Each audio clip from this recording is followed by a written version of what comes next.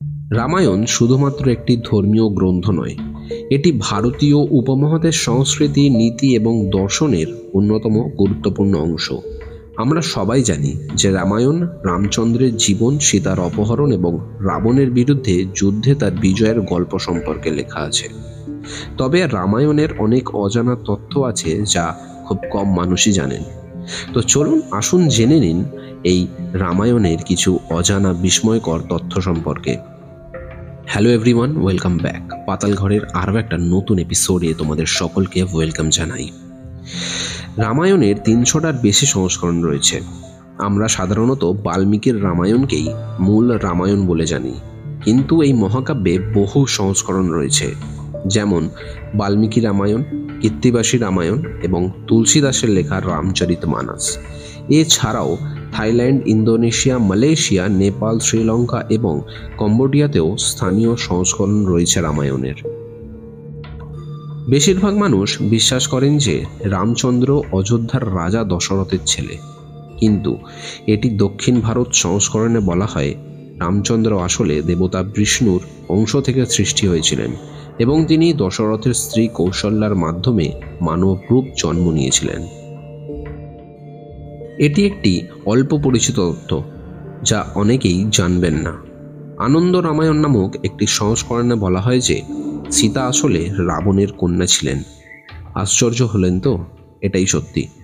ভবিষ্যৎবাণী ছিল যে রাবণের কন্যা তার মৃত্যুর কারণ হবে, তাই রাবণ শিশুটিকে নদীতে ফেলে দেন এবং সেই শিশুটিকে পরে জনক রাজা খুঁজে পান এবং দত্তক নেন। রাম যখন 14 বছরের জন্য বনবাসে যান, লক্ষ্মণ তার সঙ্গী হন। তিনি প্রতিজ্ঞা করেছিলেন রাম ও সীতার নিরাপত্তা নিশ্চিত করতে তিনি 14 বছর যাবৎ ঘুমাবেন না। এই কারণে তার স্ত্রী উর্মিলা তার পরিবর্তে ঘুমিয়েছিলেন। মেঘনাদ, যাকে ইন্দ্রজিৎ বলা হয়, তিনি ছিলেন একমাত্র যোদ্ধা যে ইন্দ্রকে পরাজিত করেছিলেন। রামায়ণে অনেক সংস্করণে বলা আছে যে হনুমান চাইলেই মেঘনাদকে হত্যা করতে পারেননি, কারণ মেঘনাদের মৃত্যু নির্ধারিত ছিল শুধুমাত্র সেই ব্যক্তির দ্বারা যিনি 14 বছর না ঘুমিয়েছিলেন, এবং সেই ব্যক্তিটি ছিলেন লক্ষ্মণ। রাবণকে সাধারণত এক নিষ্ঠুর রাজা হিসাবে দেখানো হয়, কিন্তু তিনি এক মহান শিবভক্ত ও সঙ্গীতজ্ঞ ছিলেন। তার লেখা শিব তাণ্ডব স্তোত্র আজও শিব ভক্তদের কাছে অত্যন্ত গুরুত্বপূর্ণ। অনেকেই জানেন না যে রামের মৃত্যুর জন্য হনুমান পরোক্ষভাবে দায়ী ছিলেন।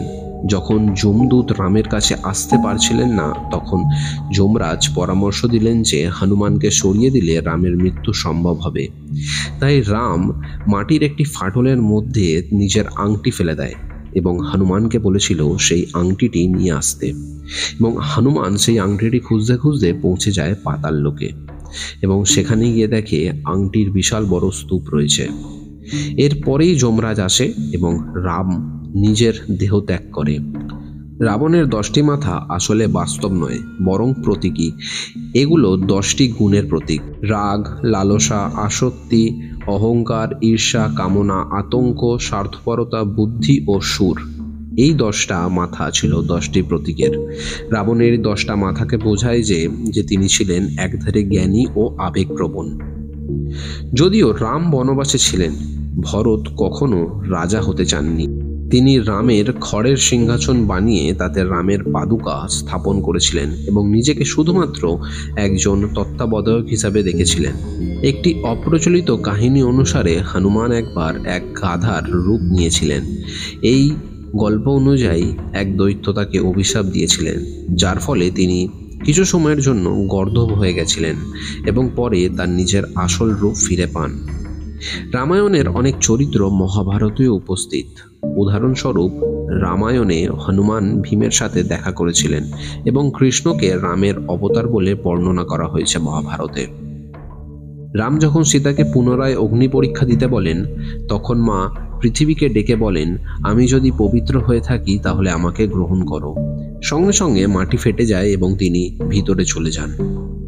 রাবণের মা কৈকেয়ী চাইতেন তার সন্তান যেন অমর হন, কিন্তু ব্রহ্মা বলেছিলেন তিনি যদি অমর নাও হতে পারে তাহলে যেন তার মৃত্যু কোনো মানুষের হাতে হয়। এটি ছিল এক ধরনের আশীর্বাদ ও অভিশাপ একসাথে। রাবণ লঙ্কার রাজা হলেও আসলে মালিক ছিলেন কিন্তু কুবের। রাবণ যুদ্ধ করে কুবেরের কাছ থেকে সেই সোনার লঙ্কা দখল করেছিলেন। অনেক ঐতিহাসিক প্রমাণ রয়েছে যা বলে রাম ছিলেন বাস্তব চরিত্র। রাম সেতু ও অন্যান্য প্রত্নতাত্ত্বিক নিদর্শন এই দাবিকে সমর্থন করে। রামায়ণ শুধুমাত্র একটি ধর্মীয় গ্রন্থ নয়, এটি এক বিশাল ঐতিহাসিক ও সাংস্কৃতিক কাহিনী যা যুগে যুগে মানুষকে শিক্ষা ও অনুপ্রেরণা দিয়ে আসছে।